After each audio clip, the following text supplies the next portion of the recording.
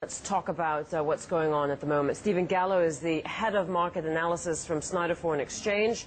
He'll be with us for the full hour. Also, Charlie Morris, head of absolute return from HSBC. Global Asset Management is with us. Get your email questions in if you have any for the gentleman. It's worldwide@cnbc.com. That's the address, worldwide@cnbc.com.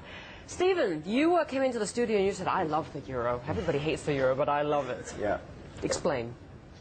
Well, I think as far as monetary events go, certainly the advent of the single currency is probably the most important and most significant, and I think also most telling in terms of where I think we're headed globally on a monetary basis over the course of the next 10 to 15 years.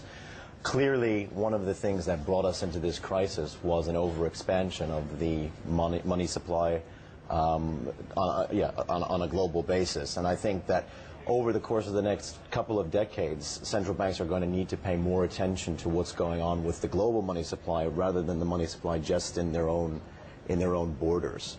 And that might call into question the need for some kind of a global central bank, or a global central bank that's united by central banks for bigger monetary areas underneath that global central bank. So yeah, I think that the euro is certainly forward-looking. I don't buy into what these Eurosceptics say. That's my basic view. And is that regardless of views on Eastern European markets at the moment and Eastern European banks? It is. I mean, over the longer term. I mean, there's no question about it. The euro is taking it. The euro is getting hit now because of the Central and Eastern European problems.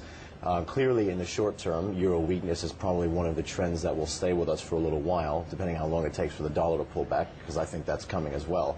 But yeah, irregardless of the challenges that are facing the single currency over the short term, I think the euro is here to stay.